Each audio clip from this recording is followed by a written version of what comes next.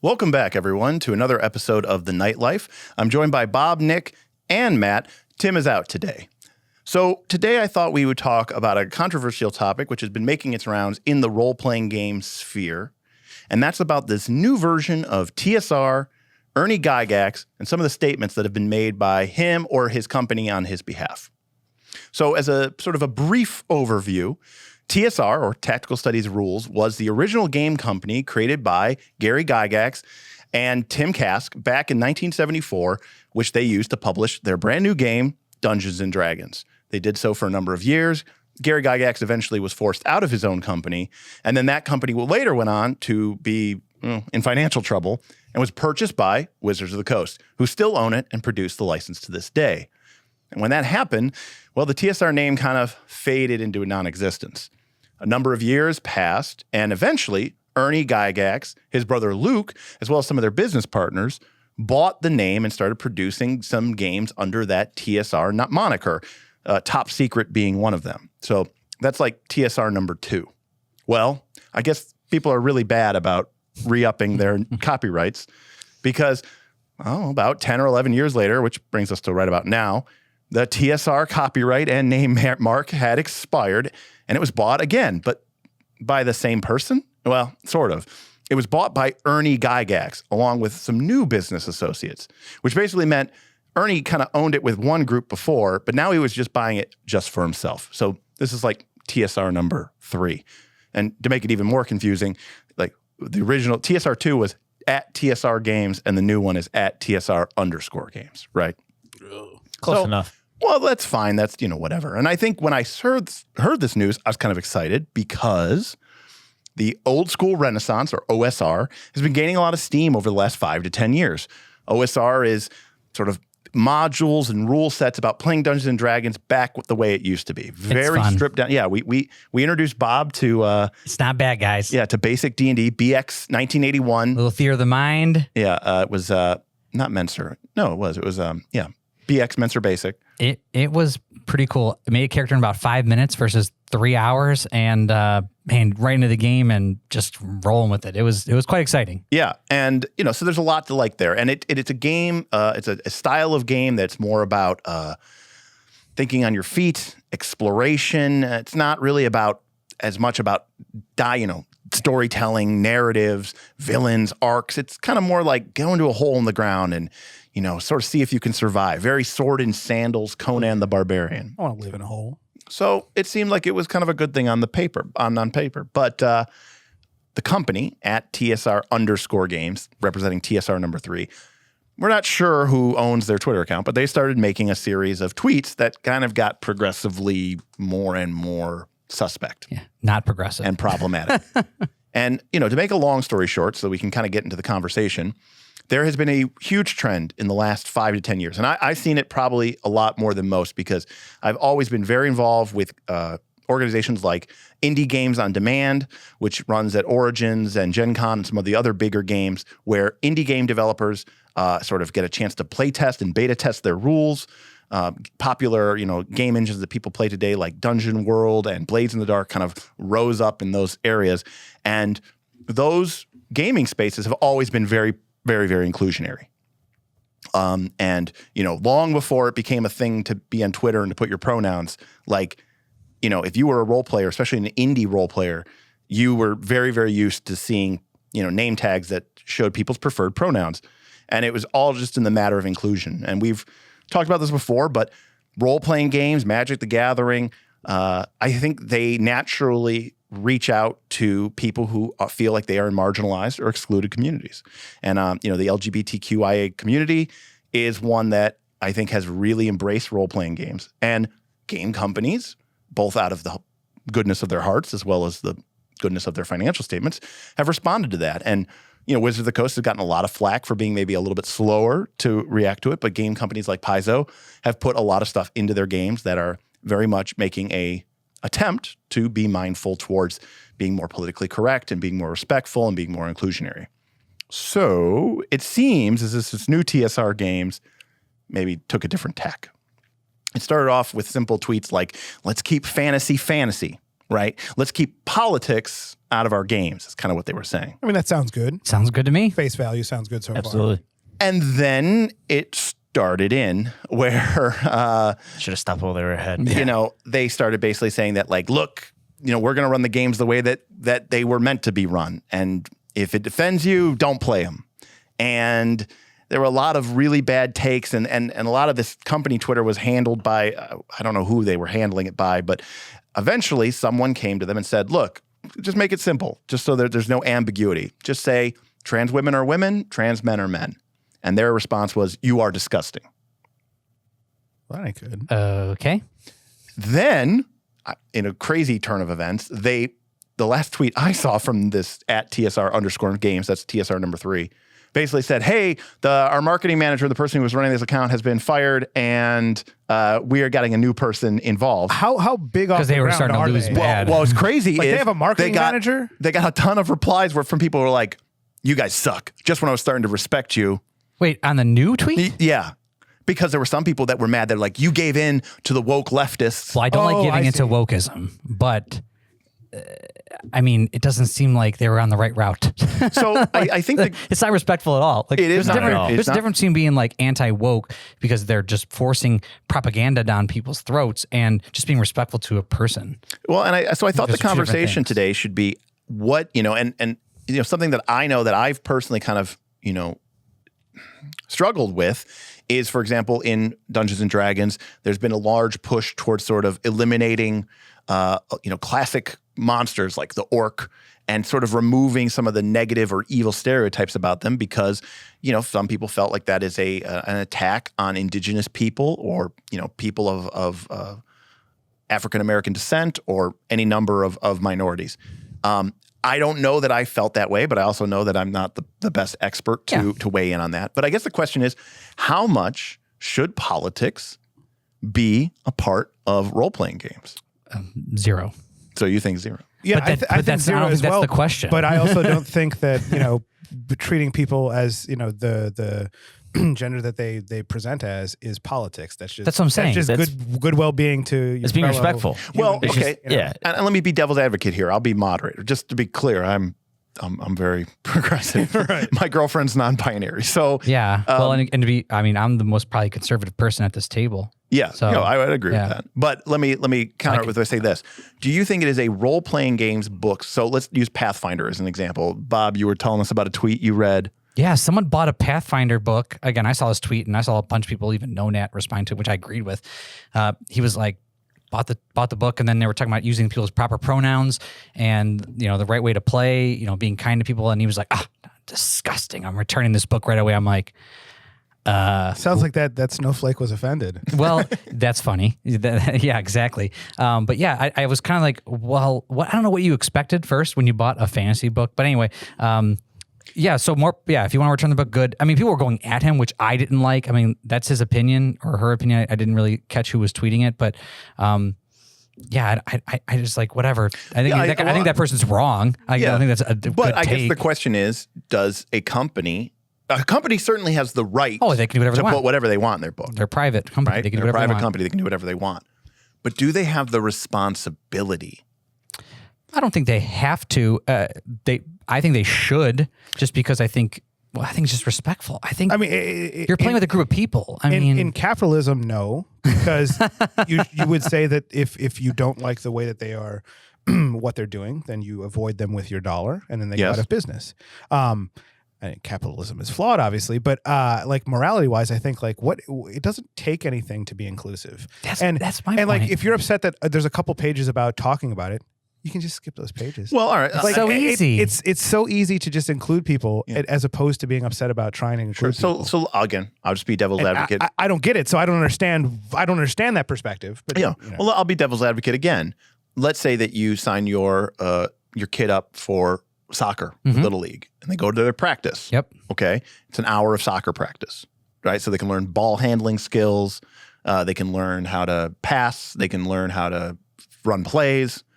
But 10 minutes of that hour every week at soccer practice is dedicated to teaching them about inclusivity and diversity. Well, that's where I'm gonna have a problem.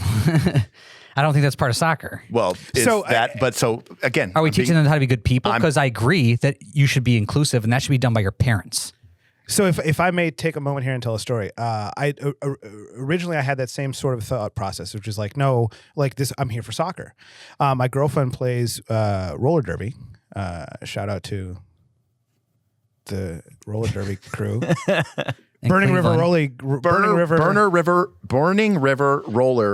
derby. And so I follow them on Instagram, and my girlfriend goes to the meeting. So she tells me like every week. What's her roller derby name? Go Geronimo. Okay. Oh, that's a good name.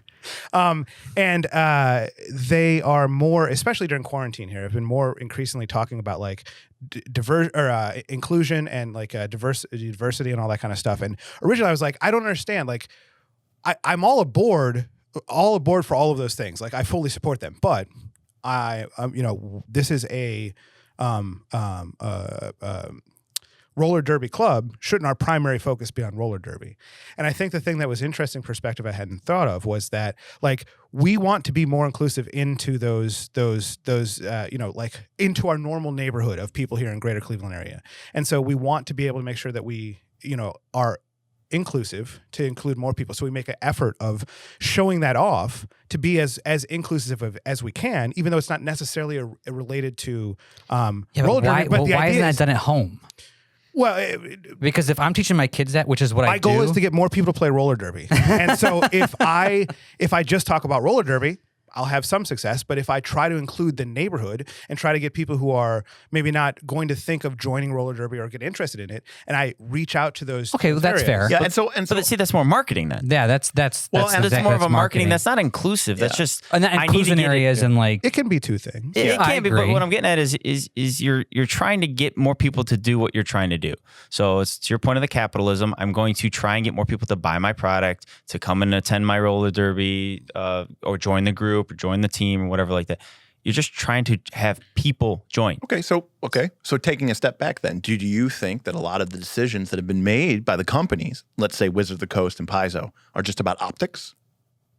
Both. I'd say a little bit. So I mean, you got to play what you're seeing in real time, right? Yeah.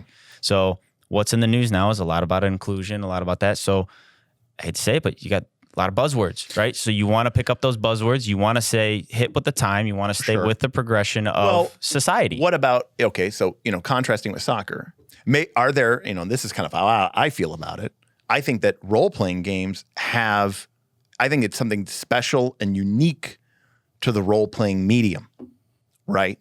Where you're playing someone you're not. You're playing someone you're not. Which is why the thing when you said be fantasy, I was like, that's literally, I can be anything I want to be. Well, and so what I mean is, I think that those protections need to be, I think they're way more important than they are say, in a soccer game. I would agree. Absolutely. Because a role-playing game, I think, has a tendency to go into places where other people may not be comfortable. Absolutely. One of the first things I learned when I started going to indie games on demand was about this X card.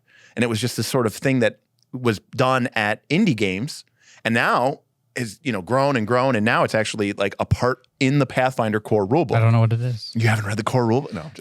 I am a new DM or GM. So the X card was this idea of, okay, we're going to get together and we're going to tell games. Now, indie games on demand can handle these aren't just like, we're going to get treasure and kill some orcs. It can get pretty deep. It can get pretty serious. And you're playing at a convention. So you're playing with a bunch of people you don't even know. And the idea is we might start talking on a subject matter that does not make you comfortable. Mm-hmm. And rather than having to put the pressure on someone to stand up in front of a group of strangers or even their friends and say, this doesn't make me comfortable, can we please stop? The idea was you would put a big X on a note card or a piece of paper in the center of the table. And if the subject matter started to change to a point where you weren't comfortable, you could just sort of gently reach forward and tap it. Yeah. And basically everyone knew if they're being respectful. Absolutely. So if we were going towards a graphic sex scene or violent scene, maybe I tap it and I go, and we fade to black. A curtain flutters in front of the screen. Too much for me. I was playing once a game of Monster Hearts, which is about supernatural teenage werewolf vampires in high school. And we started role-playing a scene where one of the teachers was trying to sexually seduce one of the students, and the student was into it, and obviously underage, the role-playing. And one of the people who were playing with us was a teacher, and this made them very uncomfortable. Makes sense. And they tapped the X. And we said, okay, hold on a sec. All right. Obviously we can roll that back. Do we want to proceed with this? Or you just don't want to hear it? Do you want us to strike this completely from the game? Or do you want us to, just move on? And I think it's important to have those conversations. You're not Do you going to think get Ernie's X card is pronouns?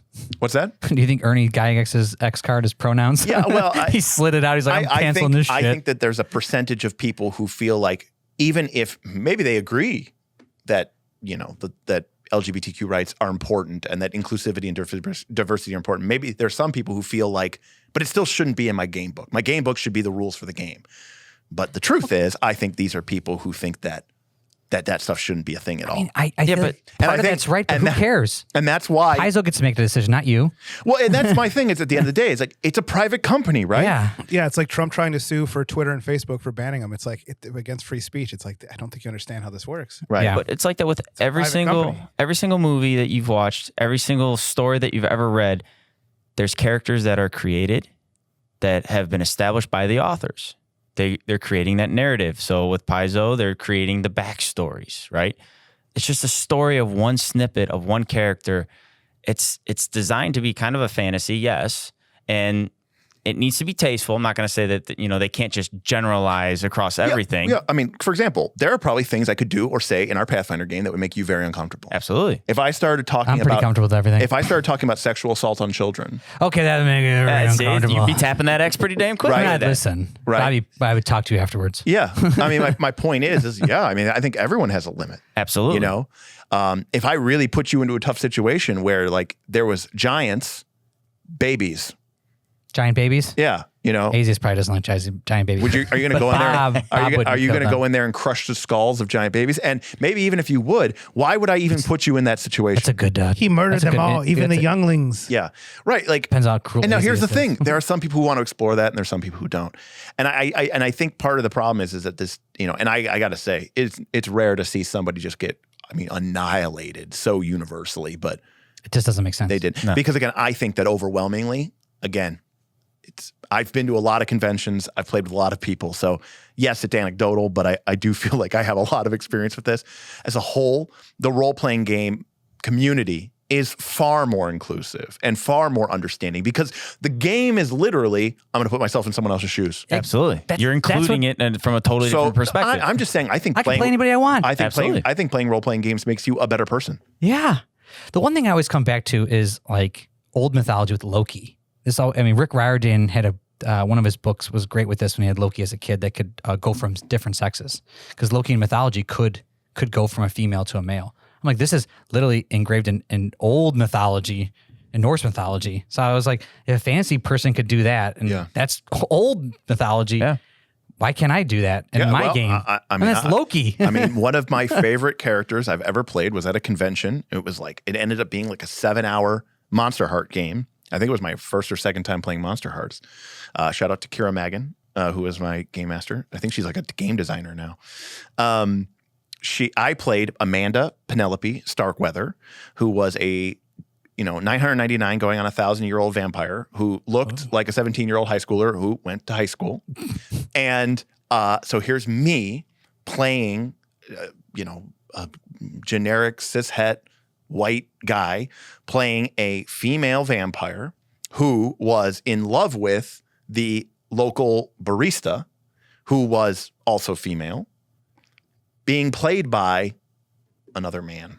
Man, can you imagine being 1,000 years old and still in high school? Well, that's part of the joke, right? Like, why do all these vampires go to high school to hide out? High school, yeah. Like, how is that? That Why are seems their like skin sparkly? Yeah, but that seems like a horrible idea. Why haven't you graduated already? Why haven't you taken over the world? You now look, can't die. and I'm not trying to say that me playing a female vampire in a pretend fantasy game made me somehow understand the struggles that let's say a trans person. Oh, absolutely not. But you can play anything you want. But not just that. It gave me it gave me more empathy than I think I would have had. Oh, that's good. That's a good point. Because you're putting yourself in somebody else's shoes, right? Whether it be a female character, a male character, or whatever, or even a dwarf, an orc, a kobold, whatever. It's a fantasy realm, but you're experiencing it from different ones. So like Right.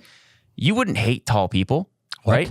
But Azius has a vengeful hatred for giants. Right. So you're playing that character. Yeah. You're experiencing those emotions and those thought processes from a different point of your view. Sure. And I think the key, though, a good like point. like therapy, is you just have to do it in a safe way. And Absolutely. You can't be destructive with it and If you have something like that in your group, though, I mean, I don't know who you're playing with. You need to get that person out of your group. And we've said this before, though. I have always been blessed to been able to play my games with close personal friends or friends of friends, people I've, acquaintances who've become friends, and there are so many people out there, though, that are playing with random strangers on the internet. And, Especially online. Online. And we all know that, whether you're whether you're probably playing behind a Roll20 screen or, you're behind a Twitter account, like that anonymity that you get from being online makes people say, do, and act in ways that no ordinary human being would ever possibly act. Like get in a Call of Duty chat room with a bunch of 14-year-olds. Yeah. Come That's say, interesting. Yeah, come say, if we were playing local area network, They would never let's see you say that to my face. That's why the first rule of any of good those game. is mute all players.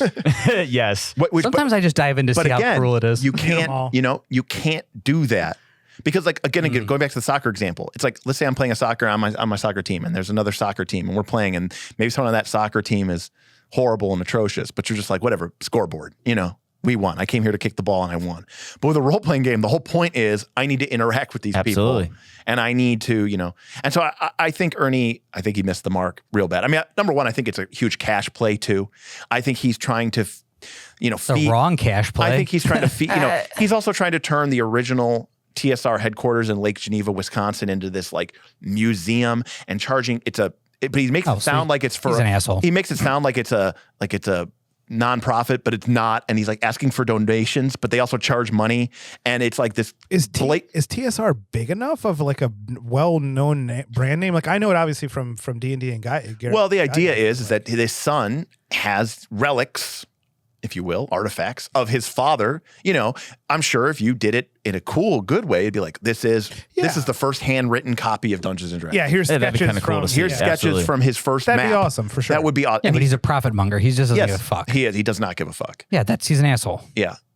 I think you could have took OSR? OSR. Used to OSR. Old school Renaissance. Yeah, I'm going to make OSR with the TSR name. And okay, I don't agree with it, but we're going to make it inclusive to everyone because that's a smarter way to do business anyway. It's so Especially dumb. nowadays, right? Like, Yeah. So I would dumb. imagine if you in two Plus, worlds, OSR is cool. Like I just experienced it. It's actually pretty damn cool. I wonder where it comes out, especially when it comes to role-playing game. World 1, where I'm more inclusive, which may upset people who return their book on Twitter because it said that they're This much inclusive. people. I don't like it. Or World 2, where you're like, fuck it, I'm going to make it. It's the 1950s role-playing game. Yeah. And like, I would have to imagine that this is way more profitable, and that option 1, where you're more inclusive. Well, and again, this guy got destroyed on Twitter and Reddit and everywhere. And that's right. It seems like one of those read the room situations. Like you're not in the right place here. Like if it were like an alt-right gun forum. All right, I get where you're coming from, but this is a fantasy role playing. It's a fantasy role playing game where we play elves and dragons and especially if you're a dungeon master. I've been a million different races and genders and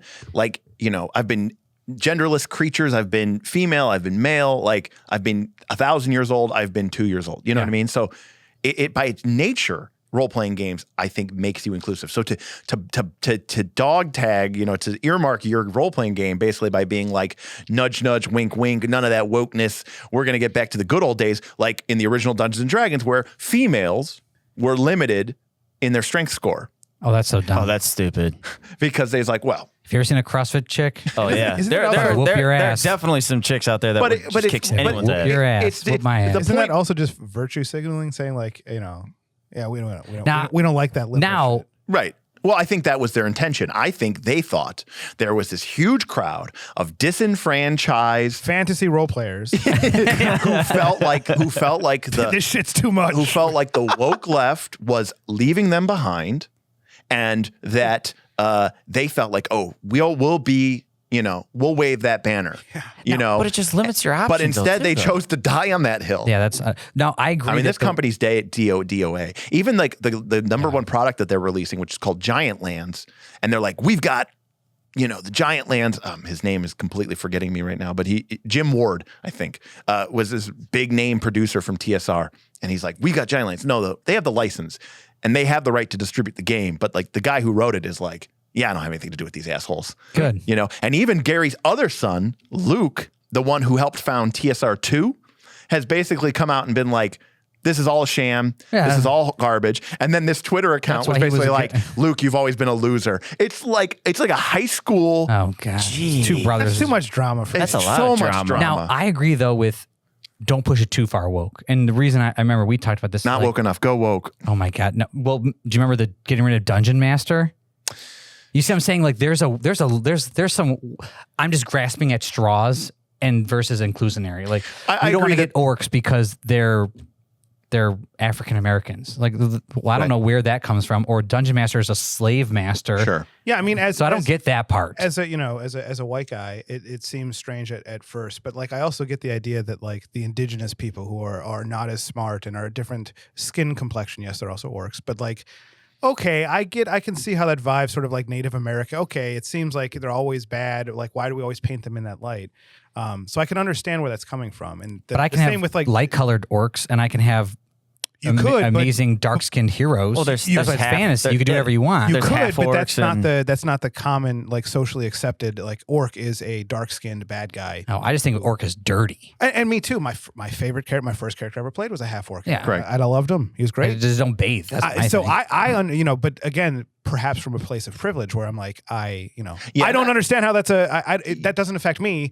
So I don't know how it affects anyone, but I also don't know where you're coming from. So I can understand how that could be something. Yeah, I'd have to have a more conversation with someone that agreed on that. But it's just, that one is when I go, okay, maybe you're trying to push too far. I thought it was an important thing to discuss. I know that I've received some comments from people who were curious about how we felt about it. Again, we represent a kind of a spectrum of political views here at the table. And I think, though, universally, I think we all agree that this guy's just dumb. Yeah, I don't think that's a political thing, in my opinion. I mean, I'm pretty conservative, and I think he's just an asshole. just an Well, idiot. right, yeah. There's a difference between being it's from political, conservative That's what I'm saying. and hate. Yes, That's what I'm absolutely. saying. Absolutely. And I'm socially liberal anyway. Yeah. But so I think the end result is that I think that company is, dead on arrival. It sucks because, I have such fond memories of TSR and what that meant for me growing up, and to see it like besmirched this way, and a whole new generation of people are like, oh, Sad. TSR, you mean that racist, backwards, bigoted, and that just ruined it. transphobic thing? And I think that is the big problem. But I think a second problem is I think that's why we don't wear hats during the. Jeez, or we man. can wear hats, we just can't move them around. Yeah. But the second problem, so that's the big problem. The second problem is that like, TSR, that company I have no idea about from 20 years ago, before like my time at all. Oh, also they're saying, Right. They should just move away from that, and people that have the OSR, like, just make that the big name. Yeah, I mean, Old School Renaissance, boom. That's it. I mean, I hate to say this, but everybody. I had the opportunity to meet Gary Gygax. Oh, that's sweet. Shortly before his death, and in the years following, his widow, Gail Gygax, published a series of books and memoirs from Gary's notes. I even have a copy of Cheers, Gary, signed by Gail Gygax, which was dedicated. The profits and the proceeds were going to the Gary Gygax Memorial Fund. And part of what they were really trying to do for it was create a series of outreaches to bring role-playing games into like disenfranchised communities, as well as to create a statue in Lake Geneva, in his honor as the father of role-playing. But as time went on, it actually kind of became apparent that she was just trying to make money off of his name. See, what's up with these people? And it seems true for his sons too, but it just seems like there's this whole group of people who, and I think the problem is ultimately you have a game, Dungeons & Dragons. Its creator, Gary Gygax, beloved by many, was not by any stretch of the imagination perfect, and was very much a product of his time. I think he was born in like 1945. Yeah, we should all keep things in perspective. But that doesn't mean that we should laud them. But people also change. Like some part of me thinks that if he was in the gaming community now, he would change with the times. Maybe yes and no. I mean, I don't know him well enough. I mean, well, he's dead, so we don't know. Yeah. But I guess what I'm trying to say is, I think we can respect the game that he created without feeling like we need to, not change anything because we're destroying Yeah, and it's also memory. not. It's not one sided. Like before we got on, started filming today, we were talking about baseball rules for 15, 20 minutes, and we were talking about it because we really like baseball, and like, hey, I think this rule is better or this rule is better. Like it's still, it's like D&D is great. There's ways we can make it better. There's things that made mistakes. Games change, interests change, awareness changes, and you either adapt or die. Absolutely. And so I think that this is proof of that, right? Absolutely. I think that the companies that are doing a better job handling some of the inclusionary aspects are doing very well. And I think the companies that are trying to come out against it are getting destroyed. Yeah, I don't know. So I think that's good. Yeah. So I wanted to, just have this conversation. Again, we've gotten a lot of comments from some people, including from a patron about kind of talking about this subject, or more like what were our thoughts, and why not just share it with everybody just so we can kind of clear the air and make sure everybody is aware of where we feel. Basically, hear us at Knights of Last Call.